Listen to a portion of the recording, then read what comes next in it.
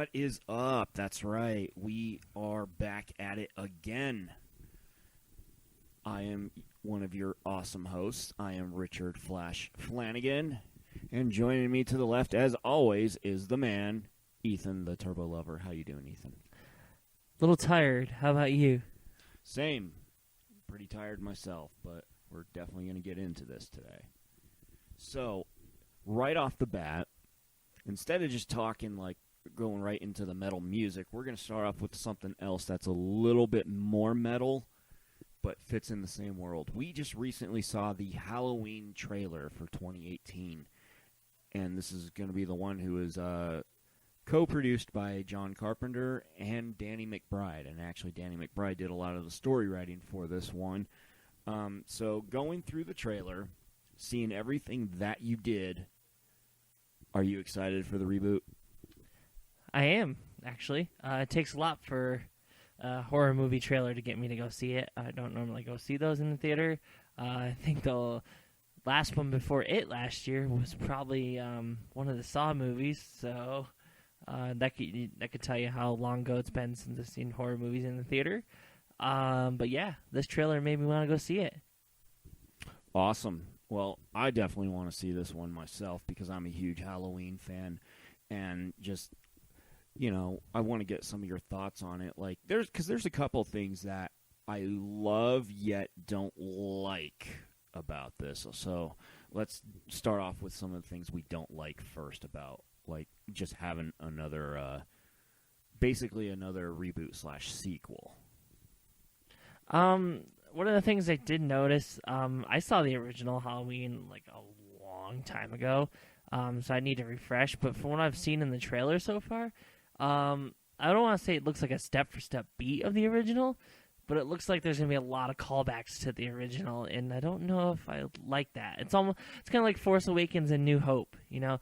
It's the same, it's different, but yet it's the same thing when you really break it down. I mean, we haven't seen the movie yet, obviously, so we don't really know, but just from some shots in the trailer, like the kids running into them, the fact that it's all happening Halloween night, and like, just all that, it looks like it's kind of like comparing it to the original, so.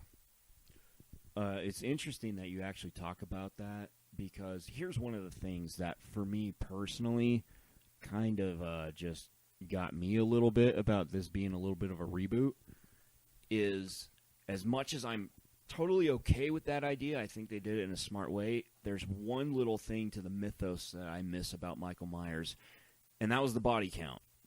He was starting to get up there in the numbers with Jason, and definitely way past Freddy, but he was starting to like catch the heels of Jason as far as all the bodies. But then you go back and say that this takes place after the first one.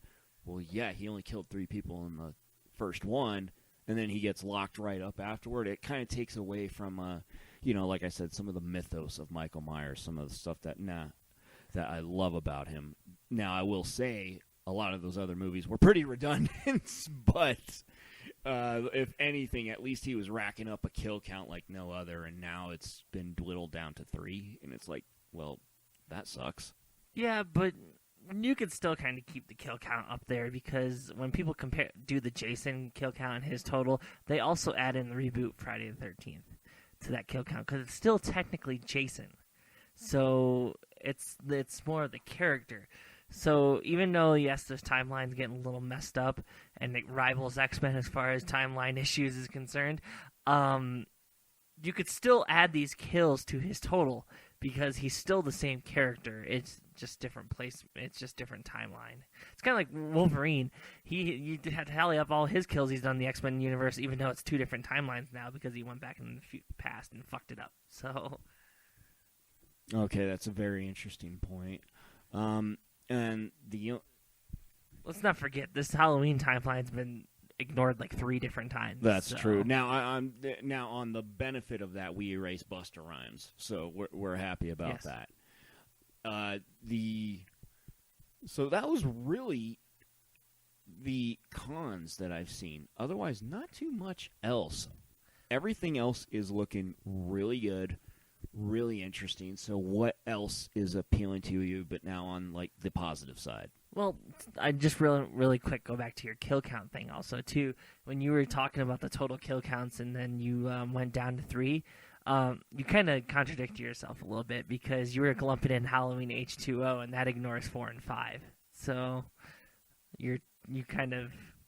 Very, very true, but also, like, when you said look at it, I wasn't looking at it from, like, an overall character perspective, but now that you actually put that in there, I can still add all those. Like, I can add Resurrection, I can add H2O. Right, so I can add all of those. Him and Jason slug it out to see who can do the most kills in a movie. There you go. I definitely pay to see that one. So what else do you take away from this trailer? Because one of the shots that you actually mentioned that I loved was seeing him interacting with the kids on Halloween, because he blends right in, and then also but it's like he's out there in the open, so he really doesn't care if people are seeing him, because he's just there to get Laurie, which I thought was interesting, because that was something we haven't really seen Michael out and about blending in with society since the second movie. You think that because he's out in the open and people are seeing him and nobody's noticing him, there have been people that dress up as him for Halloween? Good point. That's going to be whether or not they choose to. They could write that in. That would be interesting. I'm not so sure, though, because it happened so long ago, and then they said he was captured right after that, so he's been locked up for quite a while. But really, when you're looking at it, this is from the perspective of a new generation, so I really don't think that they have any idea, like, really who they're dealing with. And That's so true. I highly doubt that they even knew what his mask looked like, but maybe. I don't know. That's very interesting. I don't know. There's reporters at the beginning of the trailer looked pretty young, and they knew what his mask looked like, so I mean... And you know what else is interesting? Again, they're using the reporters in the movie are the ones who are going to fuck shit up. Oh, all yeah, because definitely. they want a story. So obviously they're going to be Reporters the ones. fuck everything up. We should know this by now. Now, if they casted us, it would be us fucking everything up, because we want to go there and try and get a podcast with a guy who doesn't talk. No, my luck, I'd be like, let's let him off the chains and see what he does. Yeah, and by the way, like, going back to that scene in the trailer in the very beginning, who the fuck let that dude bring in his mask? You would think that they'd be like, oh, no, man, this might rile somebody up. We don't want to do that. And yet he just pulls out this mask, and then you see everybody start freaking out. And it's like, who let that asshole bring that in here? That's like pulling Freddy out of the dream world, and then he's sitting in a prison cell, and you're like, oh, hey, Freddy, here's your finger knives. I'm just going to play around with him for a little bit. Right? Or that's like giving Jason his machete. It's like, why would you do that? Oh, man. Like, so that part was interesting. But one of the super creepy parts that I absolutely loved about Michael in the trailer was probably one of the most gruesome shots in the trailer, was when he reaches his hand over the bathroom stall and drops the teeth in. Whose teeth was that? Like, oh, God. And are we going to see that scene? He got done playing a hockey game. That's what it was. Like, I don't know if he just ripped this dude's teeth out, punched him. I don't know what. But then he was, like, headbutting the stall, which showed he was a beast, that he just wanted the door off the stall. He rips it off, and then... So that made him not only uber creepy, but it was a nice reminder of just how strong Michael is, even though he is much, much older. Totally killed that bitch.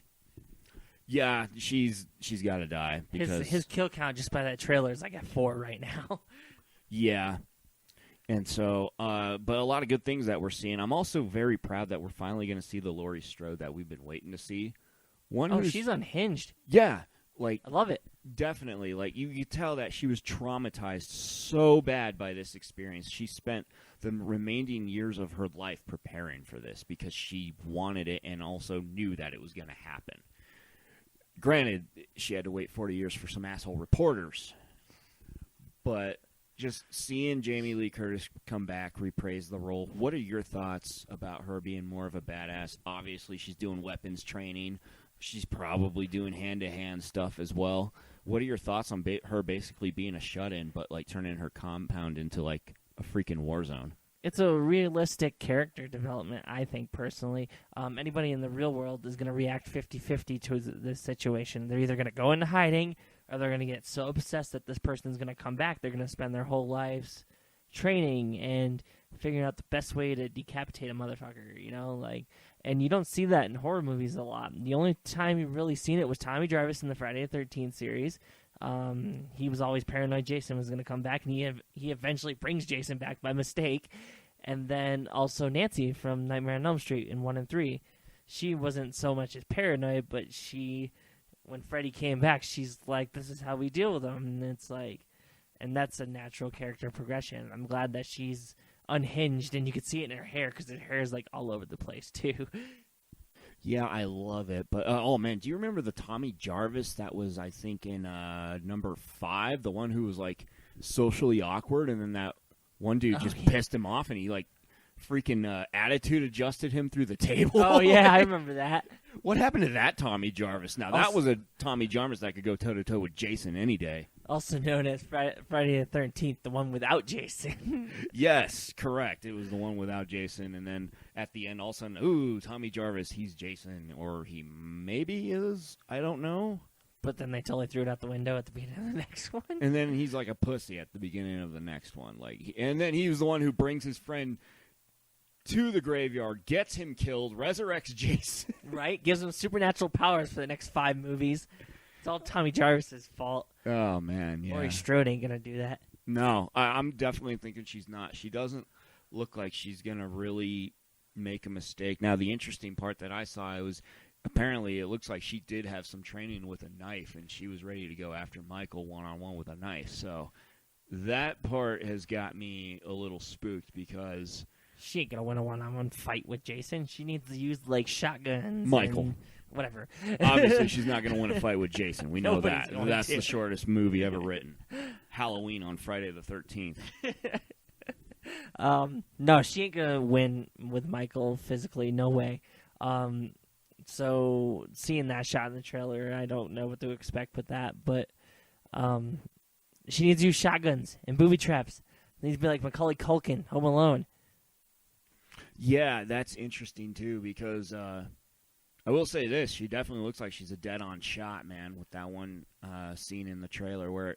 But now that part was interesting because she shot the glass, but then it broke, and it looked like he wasn't there. So I'm thinking that was a mirror.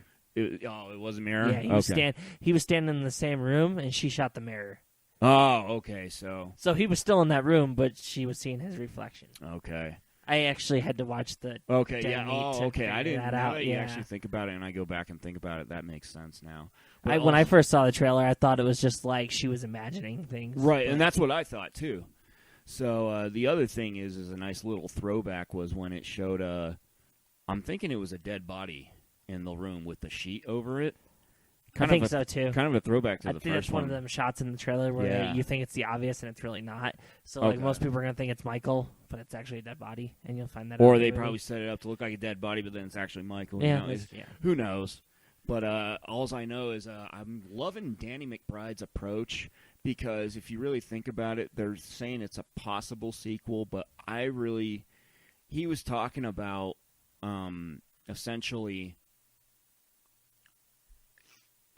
taking away the supernatural element from Michael because then you kind of paint yourself into a corner because we saw it.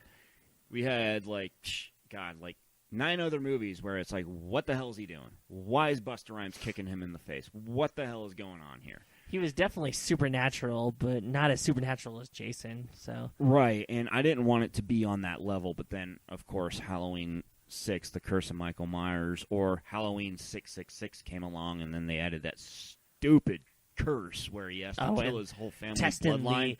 They tested his DNA or sperm on women just to get the perfect kid. Which I don't even want to think about that. But here's the other worst part about that is that was Paul Rudd's first movie. I know, and I did not find that out until like last week. Yeah, and then it was just like he just plays a total creeper in it. Like the whole time I'm sitting here going, why is Ant-Man creeping around when I was watching this? Why? What are up with like these comedy actors and like their first movies being like, you got Paul Rudd being a creeper in Halloween 6, or Jennifer Aniston being some bratty little bitch in Leprechaun, like, or Kevin Bacon being fucking stud douchebag, like, I'm gonna screw this woman dry in Friday the 13th. Like, well, it's actually interesting you say that about comedians who are like Jordan Peele crossing out, and he did Get Out, correct? Right. Yeah, he was pretty good. Yeah, actually. Brilliant. I actually did love that one, and I've noticed that these comedic actors kind of have that they're good at projecting like torture because they're so used to being funny. So then when it comes to actually venting those twisted thoughts in their head and then they put it into like a movie script, I thought Danny McBride, it was a little off-putting at first, but then I was like, well, Danny McBride, that makes sense. He must be a real fan of horror. Yeah, well, I'm looking forward to it, especially since he wrote it. And if this movie's really good and, this spawns a success, I hope they throw some cash at him and go, all right, now let's do some Nightmare on Elm Street. Or we obviously can't do Friday the 13th right now because there's legal battles going on with that, which I won't get into because I have very strong feelings about that. But, yeah, Danny, let's do Nightmare on Elm Street. Why not? Now, let me ask you something. If you do Nightmare on Elm Street, Danny McBride's Nightmare on Elm Street, do you bring back Jackie Earle Haley and give him another shot at the role? No, I think you're going to want to distance yourself from that reboot because it did so bad. You can maybe do, might be a little redundant, but you could do maybe set a certain amount of years after whichever sequel you decide to set it after and get Robert Englund back maybe. Or you could, or go for the total reboot. It really depends on what they want to do.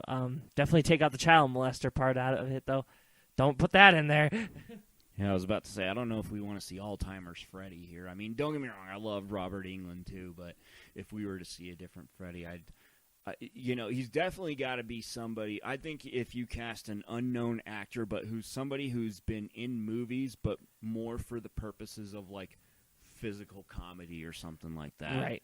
You need somebody who's going to get that physical terror back because, well, like we saw with A Nightmare on Elm Street 2, you can't just throw anybody into that role. They have to be a specific actor, and at the time there was nobody but Robert Englund. Right. Because you noticed it, even in that one shot, you noticed when it wasn't him, and he looked like a frail little child when he walked onto the screen. Well, it's all going to really depend on what story that he tells if he writes it. If we're doing a continuation, ignoring sequels, and doing a sequel to the original, then you kind of have to go with the same actor to get that age gap, which is what they're doing with Halloween, using the same guy.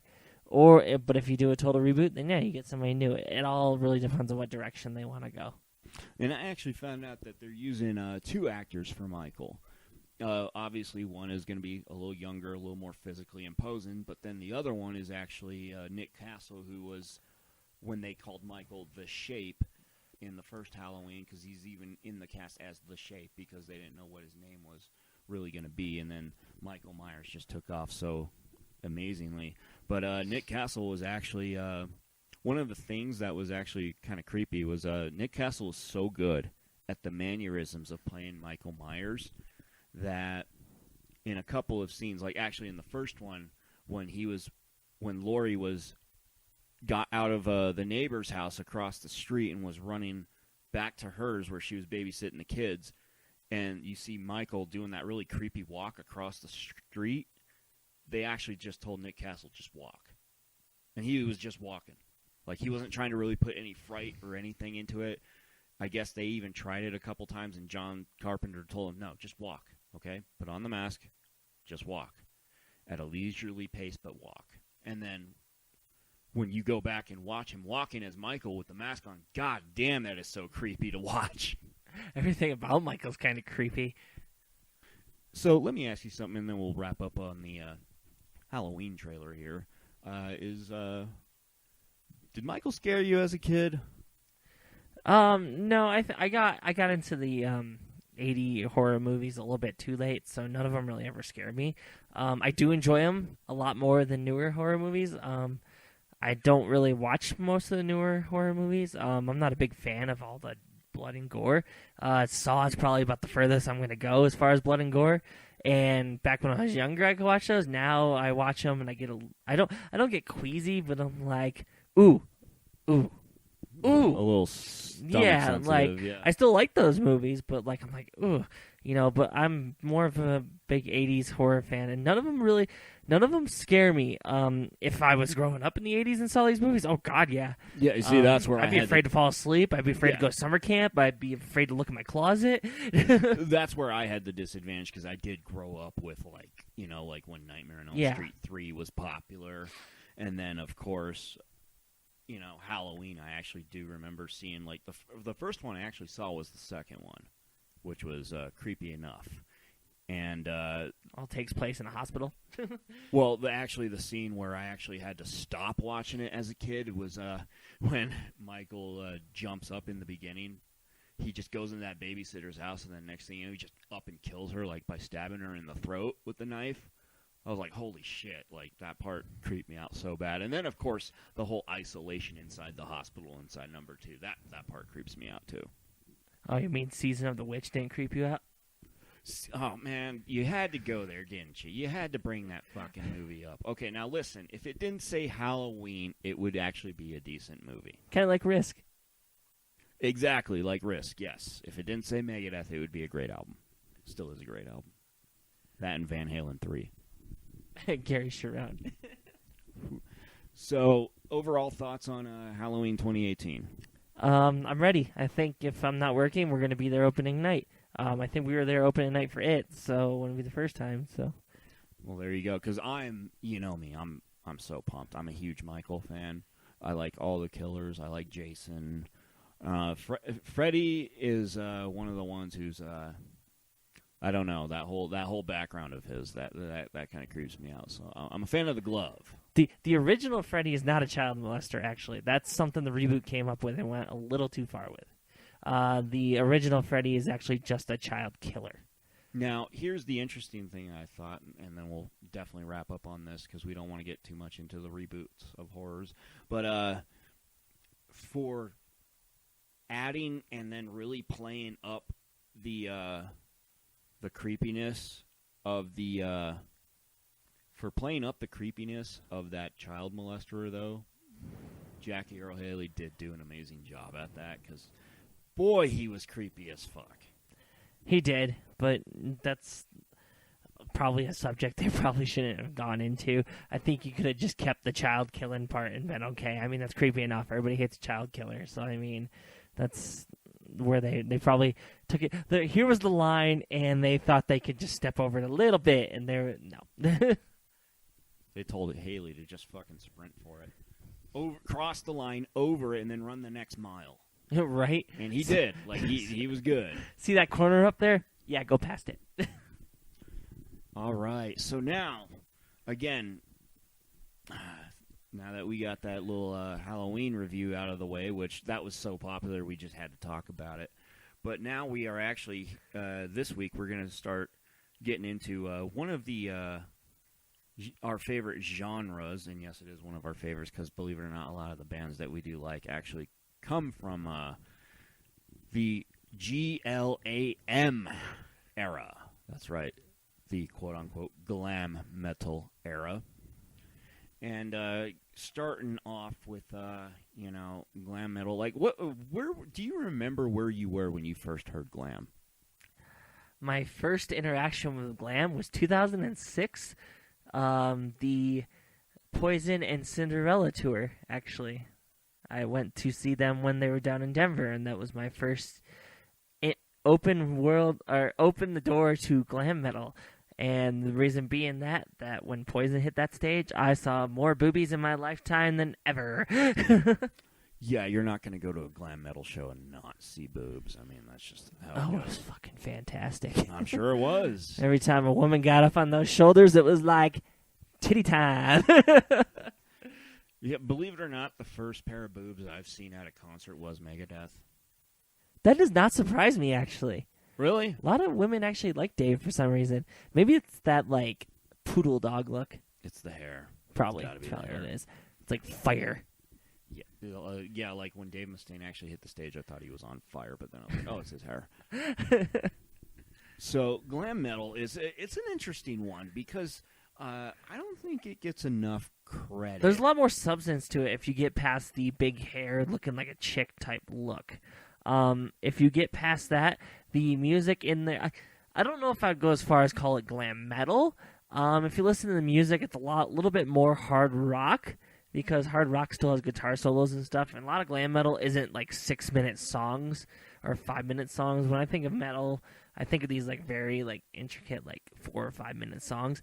And glam metal songs are really simple, kind of. They're not like, you know, riff after different riff after different riff. It's kind of the same riff in the verse, bridge, solo. So it's more of a hard rock, in my personal opinion.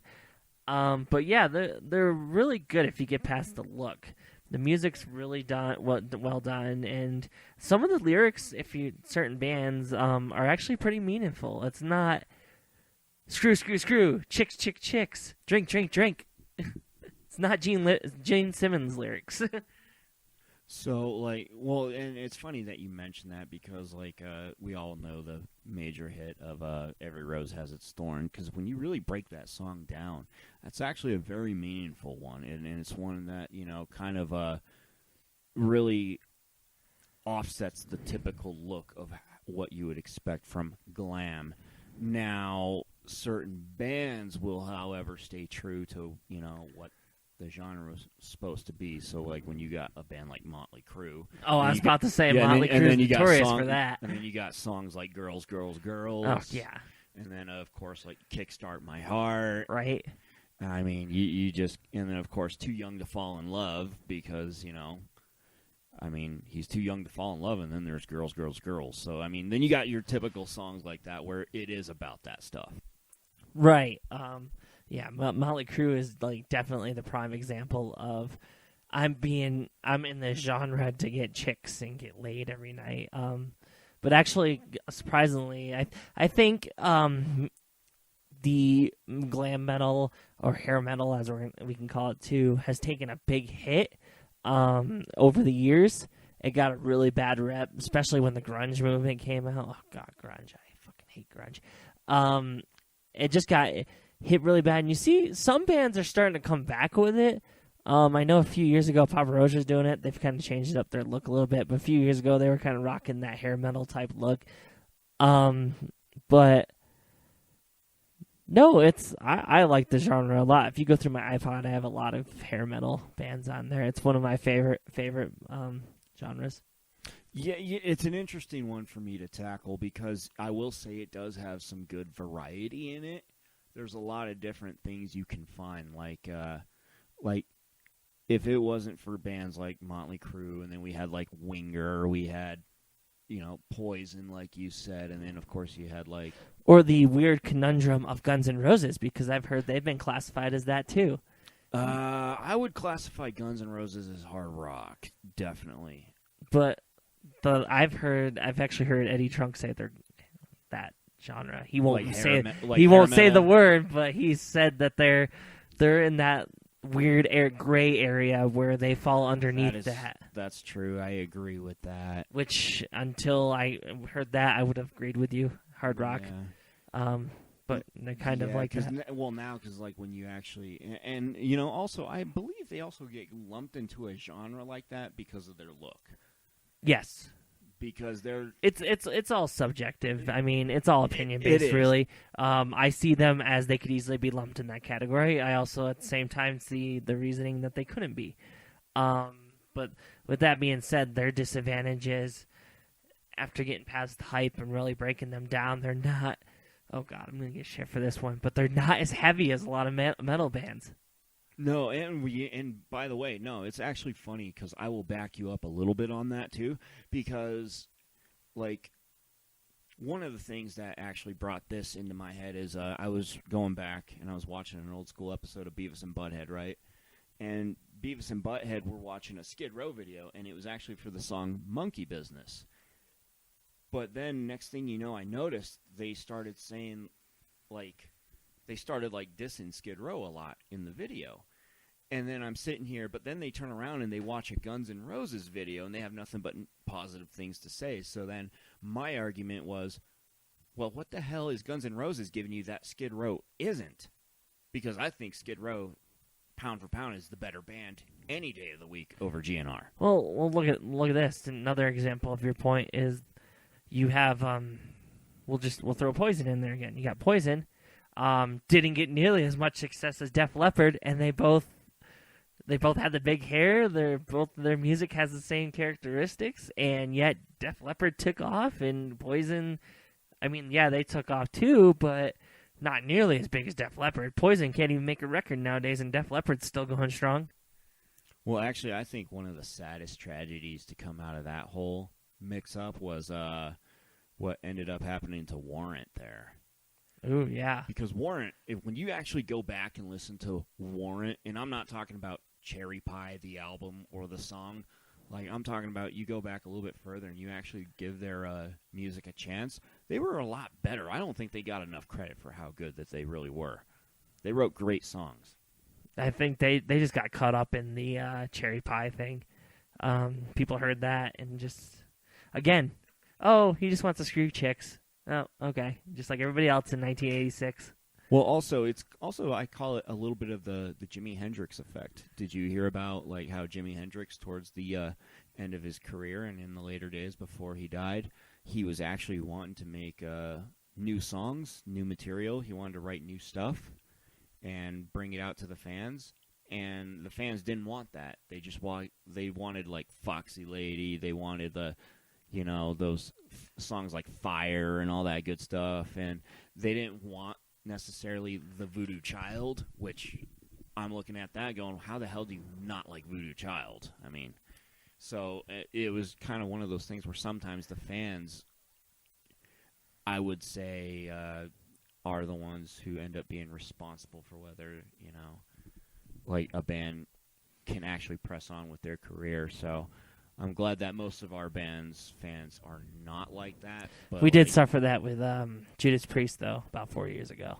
Redeemer of Souls came out, and that was like a typical, for most of the fans that are like, we want Screaming for Vengeance, we want British Steel. And then they turn around 4 years later and come out with Firepower. That's totally different. And what do you think is the better album? I think Firepower is the better album. Definitely Firepower is the better album. But you don't want to didn't hate Redeemer of Souls. Oh, no, me neither. I'm just, you just don't want to be stuck as a nostalgia act. And a lot of those bands, like you said, they got, that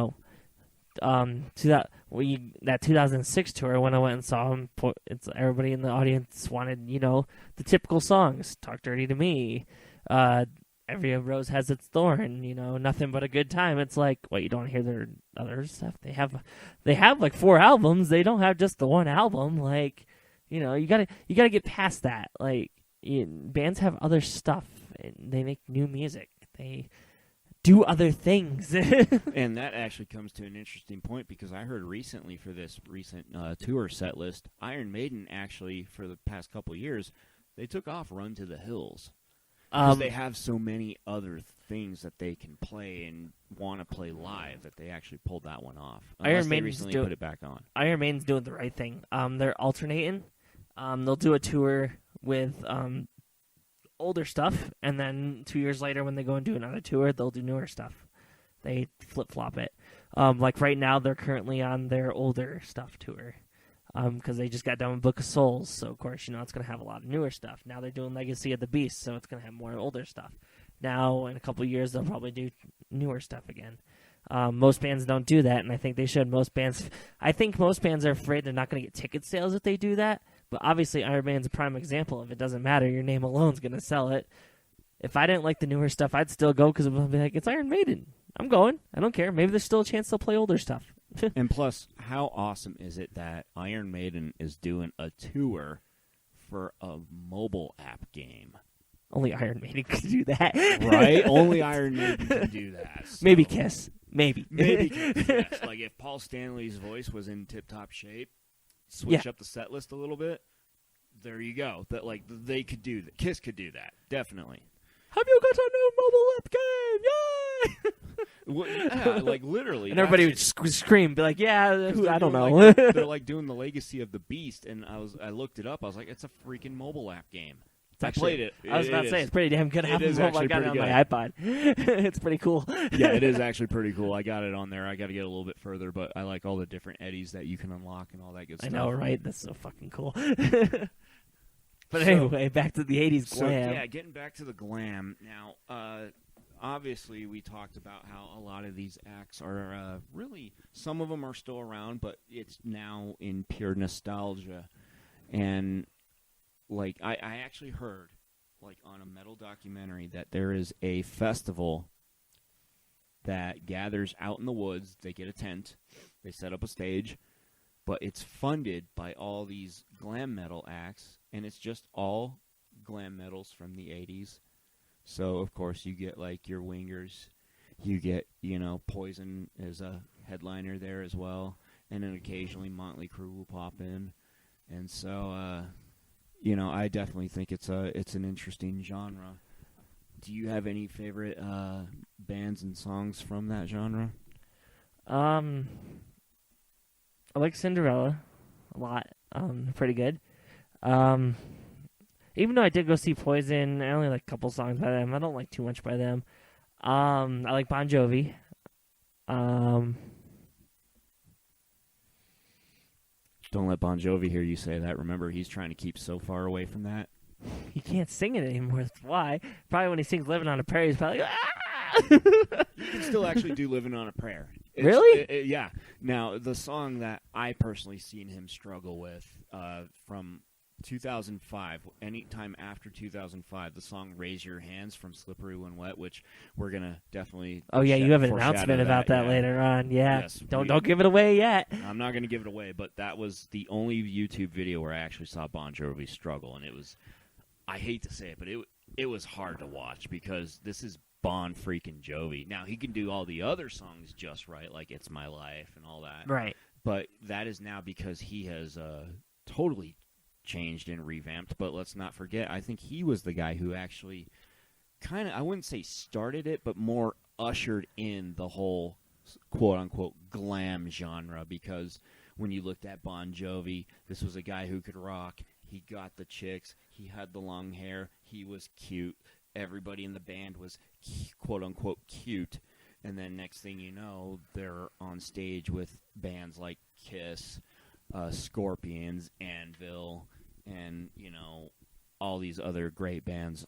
And next thing you know, because he had that hit. And also, he had radio success. He was actually one of the first guys to have, like, big-time radio success. Oh, yeah, radio success. And fans may shit on that all they want, but in the end, a lot of bands, radio success. You get on the radio, man, it's game over. Game over, man. Yeah, and it really was. And Bon Jovi had a lot of radio play. So yeah, which back in the 80s, nowadays we can go on YouTube, the new song, okay, I'll go on YouTube and look at it. But back then, you had to sit in your car and listen to the radio or turn on the boombox, like, in your garage and wait for songs, and then they'd be like, this is the new one by Bon Jovi. And next thing you know, you're going out and buying the cassette tape or the CD, and it's... Back then, that's how you got big. So, yeah, radio or MTV in its infancy. Music videos. Yep, that was the other thing is they were very popular with other bands with music videos, because next thing you know, bands just started doing videos. That's when we first started hearing about guys like Rat and, of course, Quiet Riot and all those other bands. I mean, obviously they're not glam, but they did a lot of videos back in the day, and Bon Jovi did a lot of videos. Like, I actually remember, I think at the end of a video that wasn't Bon Jovi's, Bon Jovi was still in. I think it was at the end of I'm thinking it was a Rat video, where, like, they walk out of the studio and then they go, you think we got a hit with this? And then these two chicks are running up to them. They run past Rat and then go hug Bon Jovi. Oh, yeah. Oh, no, that was Cinderella. That was Cinderella? It's at the end of the Somebody Save Me video. Ah, okay. They're coming out of the recording booth or whatever. And like, so you think you had a hit? And the two girls are running up, and Bon Jovi's actually behind them. So it's Cinderella. But Bon Jovi, man, we'll definitely get into that guy in the future, definitely. But, like, radio play was so very important. Bon Jovi got a lot of it. Next thing you know, guys like Kiss started getting a lot of it as well. And then Kiss really took the 80s glam metal thing by the horns, didn't they? They really did. Well, they took that bull and they rode with it. To their credit, they did very well blending in with whatever genre was popular at the time. Yeah. So I do give them credit for that, because that's a hard thing to do. I mean, the only guy who I could think can blend in with a genre but still stand out above everybody was David Bowie. He was about the only guy who could do that. Because even when he was in that like little Trent Reznor industrial goth phase, he did it so damn well. Like I could watch him do that for another decade, and he would still be very, very great at it. The other thing too, fans like, oh, they sold out. You saw that when Metallica's won, but being a musician in a rock band, as much as we want to think that it's like, oh yeah, they're doing what they love, in the end of the day, it's a business and it's a job. It's what these guys are. They're working. Yeah, they're not working 40 hours a week like we are. They do 6 nights a week or 7 nights a week concerts, 2 hours. Here that's 14 hours, but then you got to figure they're on the bus and everything. It's a job, and they have to make decisions based off their job and what they can do to get by in life. And fan service. Yeah. Fan service is 24. Well, especially now with social media. God, like pretty much every time you stop, you're expected to take a selfie, right? Right. It's like, and people don't understand that these guys need to live off that. And if that requires making a video or trying to get on the radio, then you damn well, for sure, these guys are going to do it.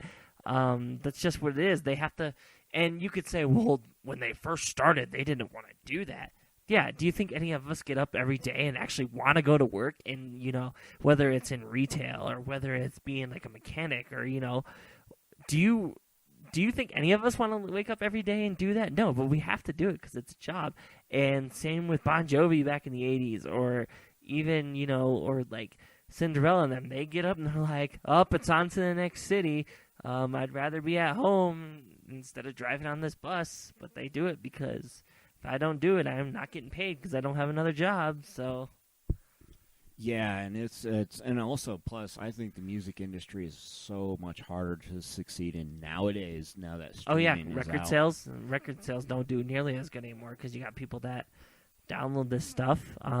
There's still people out there that don't pay.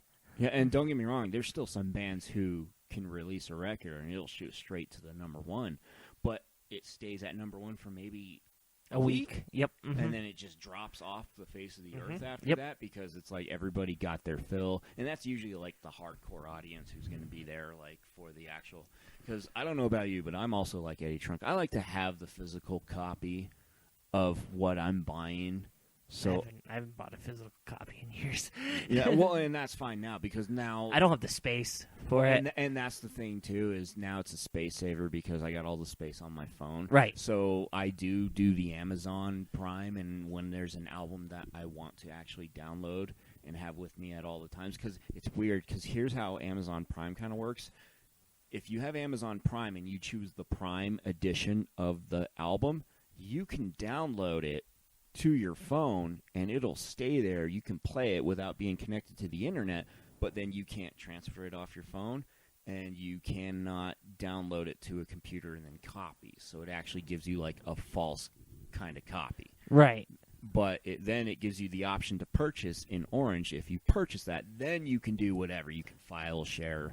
You can transfer it to any other device after that because it gives you the raw file. Well, Apple's got the same thing. They got like Apple Music. You can pay like $10 a month, and you can listen to all the music you want. But you can't download it unless you go and actually buy the album. So if you have a subscription, yes, you can go and listen to it, but you can't download it. You can't put it on anything else. You have to be connected to that service at that time to listen to it. So it's kind of like that. It's just without the. Yours is without the internet. But Apple services, you need to be connected to the internet. Yeah, and that's the interesting part too, because say I want to copy a song and then like make it a ringtone. I have to have the actual raw file for it. You have to actually buy it. Like exactly. The $2 so song. I have to buy it, and which I don't mind. I've actually there's a couple ringtones I'd pay for out there. The funnier part is too, with people don't buy music anymore. Albums are actually cheaper now than they were 10 years ago. I used to have to go to Target. I remember used to have to ask my mom for like $12 to go down to Target and buy the new like Hailstorm or whatever that came out. Nowadays it's like $8 on iTunes for the whole album.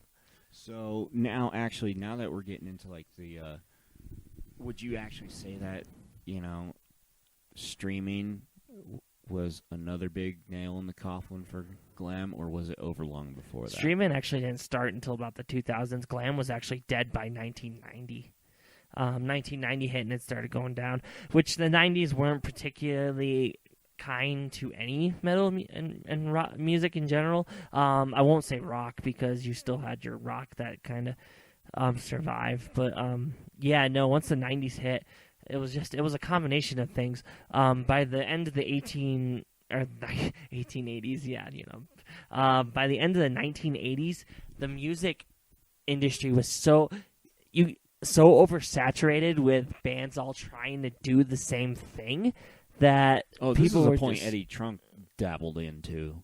Yeah, but he was right. Definitely, he was right. Okay, but it was so oversaturated that people just didn't want it anymore. You can't say that about now because, yes, the music industry is really big now, but bands are still different enough for the most part that they can be successful.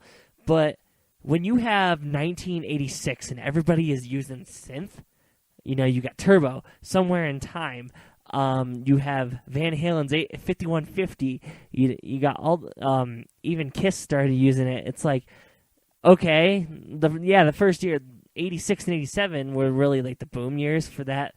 But, when you're hitting 88 and 89 and people are still using them, and all of a sudden your whole car collection when you're driving out is all synth, okay, yeah, then a band like Nirvana or something comes along and they're different, and you're like, oh, I'm so sick of synthesizers. And that was one of the reasons why Iron Maiden did so bad in the 90s, is because they thought they were on the right track, I'm going to say. They were like, okay, we need to abandon the synth. Because, yes, they did come out with probably one of their best albums in 88 with Seven Son of Seven Son. But they knew that they weren't going to replicate that success. Unfortunately, they went a little bit too far down the rabbit hole. They're like, we need to go back to basics. But they went back a little too much to basics. They didn't do it for themselves.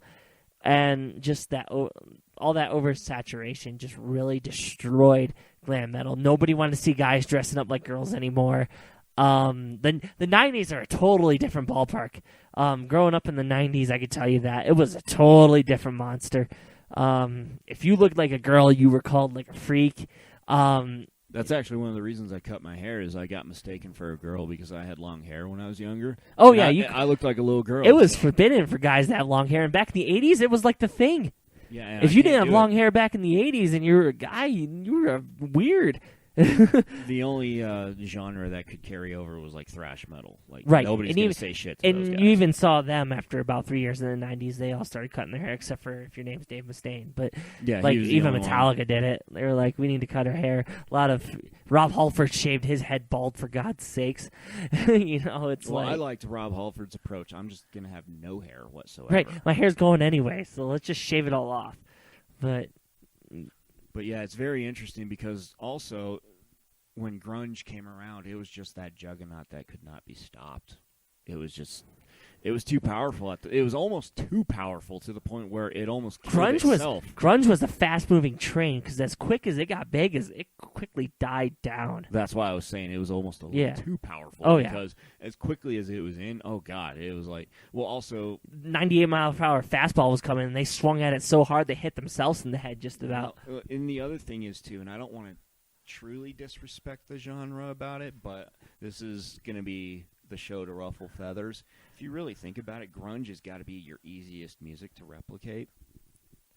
Because then, right after Nirvana came out, then we had Pearl Jam. Then we had bands like Creed, and then, then they all started sounding my sacrifice. Yeah, you could literally wait here, the dog to find her. I just did 3 different bands right there. Did you notice? Yeah, and then you had your Stone Temple Pilots, and I always made the argument, if Creed, Nirvana, Stone Temple Pilots, and then, God, who was the other one that I just named? Pearl Jam. Yeah. If they all shared a stage together, if you never changed the backdrop, you couldn't tell who the fuck was on stage. Right. So, literally, everybody had the same voice. People should have known grunge was in for a bad time when Kurt Cobain killed himself, because if he couldn't take the success in that music genre, then yeah. Yeah. I mean, definitely talk about being handed too much too fast. And don't get me wrong, that's not a knack on Kurt Cobain. I think he was talented. I'm just saying, if somebody as successful as him could not take it, in that music style, which that music style was all about like depressed and like, you know, it wasn't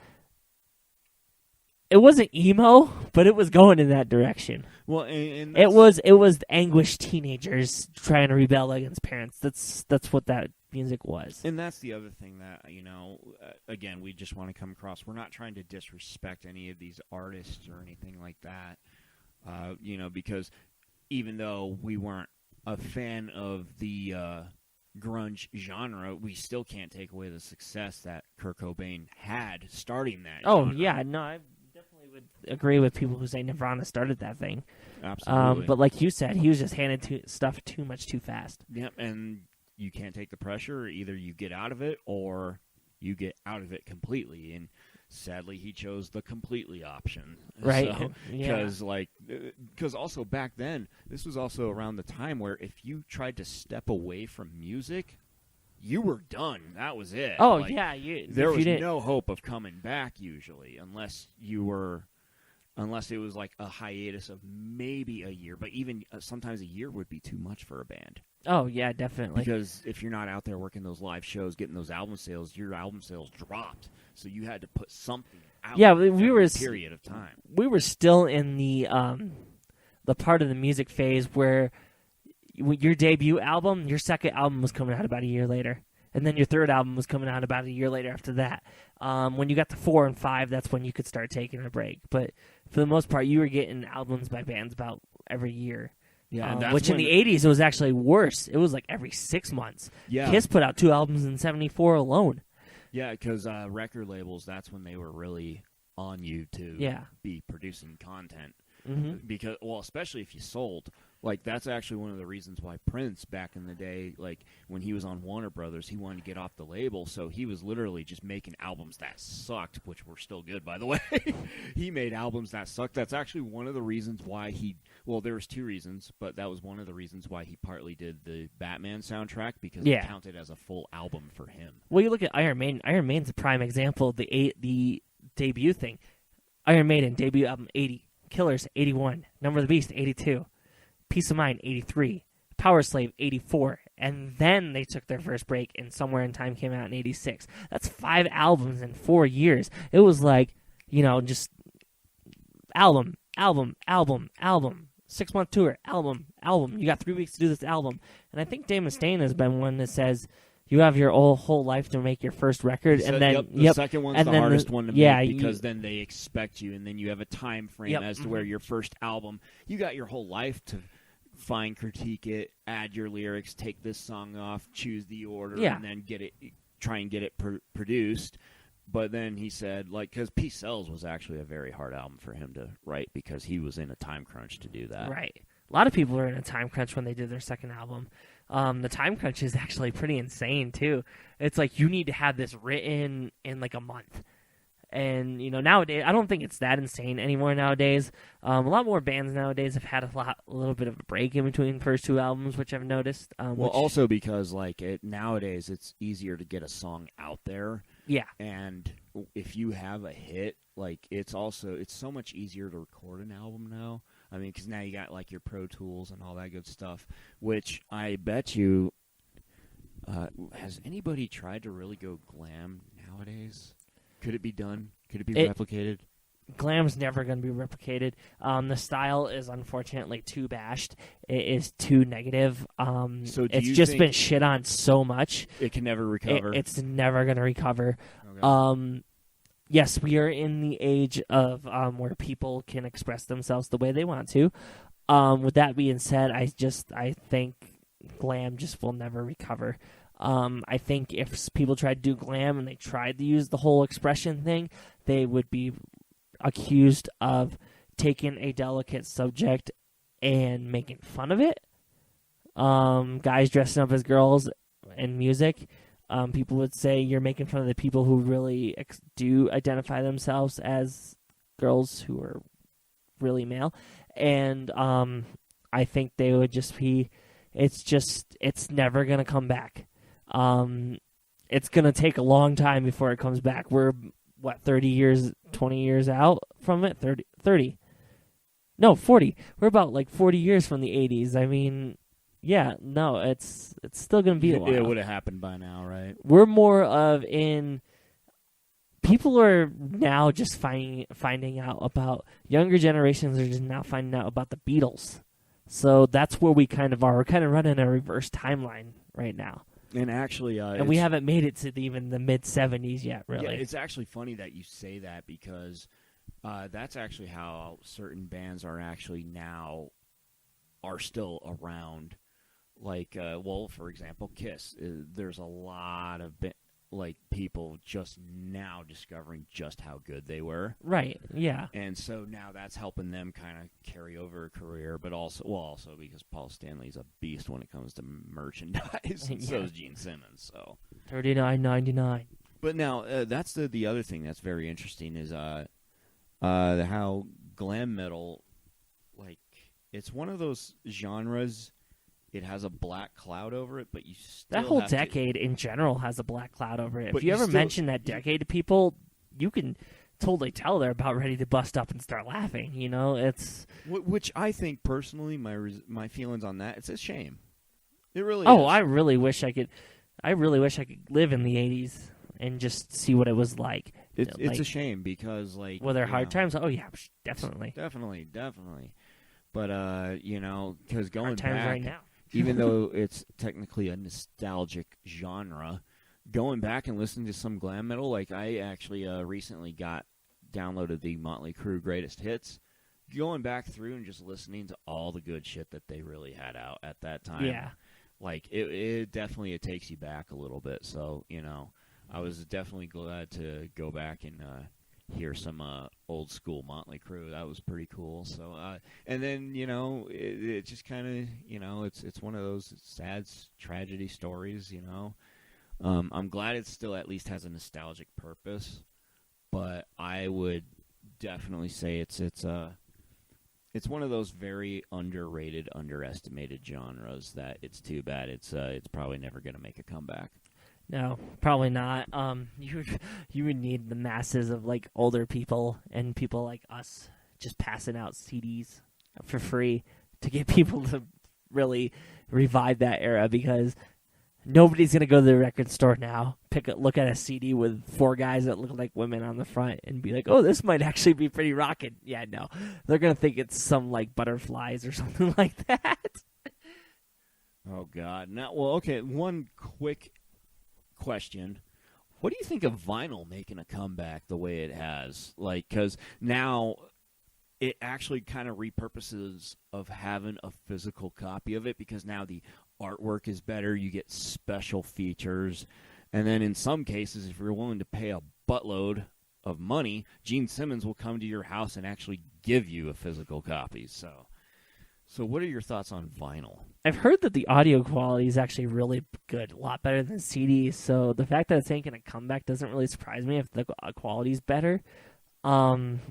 It's just like them things that it's like every collector's item that it's where we're at right now. Vinyl's the thing to collect. I mean, well, is it gonna die off? Maybe not. It might stay around, but up until recently, vinyl wasn't really a big thing. Now that it's everybody's discovering it, and it's like a big, huge collector's item. Do you own any vinyl? I do not. I own one. And that was because I actually ended up getting the free vinyl from Target of Dystopia Megadeth when I bought it. So I do have a sealed vinyl of Dystopia right now. Have not listened to it yet. But there is a part of me that I started thinking about it. I was like, I would love to really hear Peace Sells on vinyl. What does that sound like? The only reason why I don't have vinyl is because there hasn't been an album that came out yet that's really made me love it to go, I want to own this on vinyl. The closest one would probably be the new Priest record, Firepower, and then after that would be Nightmare by Avenged Sevenfold. With that being said, Nightmare did come out in 2010, so the vinyl, it's not in the resurgence of vinyl right now, so I probably wouldn't buy it on vinyl. But nothing has come out that's really caught me when I listened to it after CD that's like, oh, this record's so awesome, I need to hear it in 640 kilobytes per second, What about Hardwired? No, probably not. Really? Not even a Metallica record? Wow. No. Okay, so then It's pretty crisp hearing it on album to begin with. Okay, yeah, no, and plus, bands are now. I don't think I want to hear Lars's tongue flapping around as he's playing drums in the background. Well, also, a lot of bands are starting to do like the remix, remastered versions, and there have actually been some of those that I liked. Like so far, every Megadeth remixed, remastered album I've heard. Oh yeah, Metallica's doing that too with all theirs, and I like and those. They're starting to go back and add stuff that you didn't. And Justice for All's coming out here soon. I can't wait. Yeah, so that's the one that includes all the bass tracks, correct? God, I hope so. I had to download a bass the bass enhanced version for my iPod because I couldn't do it. I heard And Justice for All, the title track with bass, and I was like, yeah, I don't think I'm ever going back to the original. So if the remaster doesn't have enhanced bass, I don't know if I'll probably still buy it because I have all the demos and crap from the first 3 albums because that's just how hardcore of a Metallica fan I am. But And Justice for All with bass is the experience you need to listen to. It's just kicking your face, like it's awesome. The one record I actually thought really benefited from remix remastered was "Killing Is My Business" from Megadeth. Yeah, didn't that just come out? The remixed remastered. Oh, okay. This is the 35th annual edition, and yeah, that one just got released, and that's one I can't wait for because now there's even demos that Mustaine has never released before that are on this. Then there's, of course, original demos that have also been remixed and remastered, and then certain songs and like studio sessions and all sorts of stuff. And then, of course, the actual physical presence of the vinyl itself. They went all out for Jeez. it. So, well, this is actually the true way Dave Mustaine wanted this to be released at first. And then, of course, over the years, because actually, do you know about the story of the first Megadeth album? I was reading something actually last night. He was saying that he had 2 people in the band that blew through like half their budget on that album. That would be Gar Samuelson and Chris Poland. Yes, they pawned instruments to get blow. Oh, that makes sense. So yeah, I read that came up, and that was one of the reasons why he couldn't. That was one of the reasons. But then the actual their first record label, Combat Records, messed up the artwork and lost the artwork. Oh yeah, and it has that original drawing. that shitty like. Yeah, it was like, literally. It was like the fake melon or something like that. Yeah, it was Coke like can. Yeah, and it had like tin foil on it, Yeah. pickles and ketchup for like blood and stuff like that. And they took a picture of that and said, "That'll do." And then Dave saw this and was like, "Oh boy, did we get cheated!" And so then when he finally, the artwork that's on the remastered version is actually the real artwork, correct? That was the original piece he had drawn. Yes. Yep. Yeah, so they redid that and just went all out for it. So that's actually a remix remastered I can't wait for. That's going to be pretty good. Yeah, I'll bring it over. We'll listen to it before bed. Whoa, you just got to look creepy on me, man. I got very creepy, didn't I? Then afterwards, we'll listen to And Justice for All with bass. Yes. Well, I'm actually curious to hear that. I want to hear that, so I'm going to check and see if it's on Amazon. I don't think it's out yet. They just recently announced it. Metallica's doing this thing with their remasters where about 6 or 8 months before they release it, they ask fans to get a hold of them with any like old pictures or anything like that to send to them because they're going to put it in this big, huge box set. And they end up releasing like a book with it with like old pictures that nobody's ever seen and stuff like that. Awesome. So it's I've noticed a pattern. Last year, Master of Puppets came out in November. Ride the Lightning came out earlier in the year. Kill 'Em All came out in like April. It's looking. They just released Garage Days Revisited in April, so it's looking like it's about a April and November type thing. So And Justice would come out in November, and then Black Album's next year, April. So interesting, cool.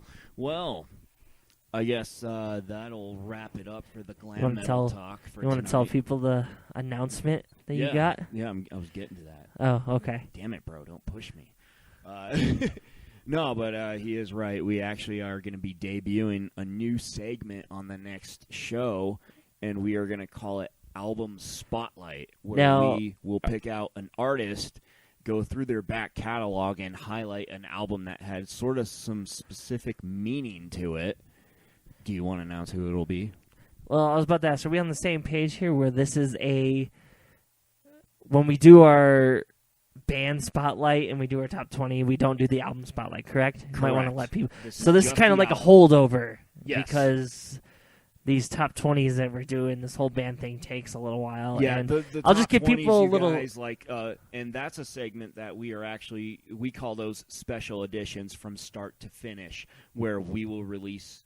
Like the Kiss episode was from start to finish, and then we did our top 20. We went through all the album anthologies, we went through all of them. But this time we are highlighting a single album by an artist. And that album actually might come up later on, too, when we do that band's that whole catalog, yeah, correct? And that's the interesting thing, because it actually gives us a chance to revisit that album.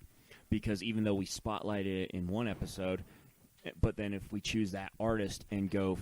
do a from start to finish, we cover that album again, but then who knows what new thoughts we might have on that album. Exactly. And just a little sneak peek, I am struggling through Van Halen right now.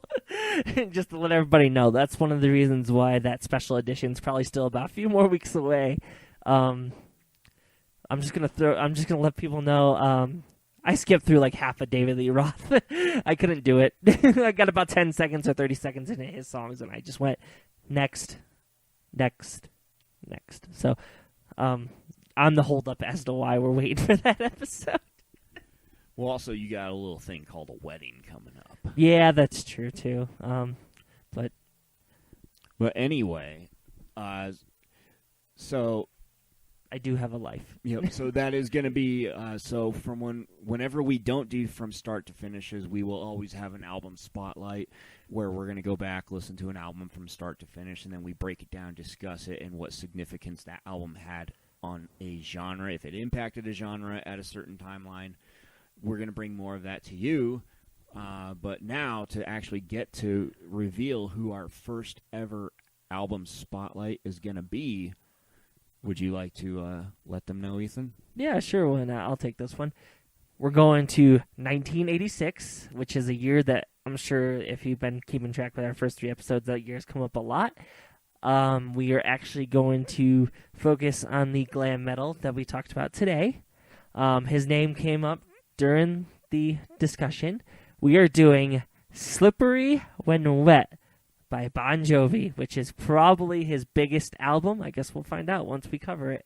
I have not listened to it front and back. I know Flash has. So, yeah, definitely. I don't know if I would say it was his biggest album, but it was it's out there. It is definitely probably one of the ones that lit him on fire. So yes, we are going to cover Bon Jovi's Slippery When Wet from start to finish. We're going to pick out our favorite tracks, least favorite tracks, what we loved about the album, and then the impact it had on us, and then our final analysis going back, and then we will give you an overall rating of the album itself. So look out for that. That's what's going to be happening on the next show. Oh, man, so anything else we need to plug, Ethan? Because we don't have sponsors, so. Yeah, no sponsors. Except myself. All right, so with that being said, I am not getting paid anything by Judas Priest or Iron Maiden. Mention them like 20 times in this show. Okay, right? That's just my love for them. So and Metallica, because if Lars found out, he would probably come and kill me. And we are disciples of Eddie Trunk. He just doesn't know it yet. Yep. Maybe in like 20 years when I'm old and wrinkly, he'll actually come on this show. But maybe. Oh no, we'll get him on this show eventually. But definitely. Thank you for tuning in. Thank you for listening, and we hope you enjoyed this show as much as we did, because we love bringing it to you for free on YouTube. That's right. And if you want to follow us on social media, I am at Flash Flanagan 1. That's FLANAGAN 1. And you can find me on Twitter and Instagram with that as well. Ethan, where can they find you? You can find me on Twitter and Instagram at turbo_lover6. My presence isn't as big on Instagram, so follow me on Twitter for sure. I'm usually on there rambling about stuff, trying to get in touch with people that just think I'm a fly on the wall. But, yeah, follow me on there. We'll interact. We'll have some nice chats about music. You can tell me how much I offended you in this episode, whether it be with my dislike for grunge or anything like that, I'm more than willing to have a healthy discussion with you. So that means no dissing, no, oh, well, your opinion's wrong and mine's right. We all have opinions. I said that in the first 2 episodes. We all are people. We all think are different things. Me and Flash, even though we may agree on everything in this show, I do know we don't agree on some things, like Daniel Craig as James Bond. So definitely, we don't agree on that. So we're still best friends. So we all have opinions. Follow me on Twitter. We'll discuss stuff, and it'll be fun.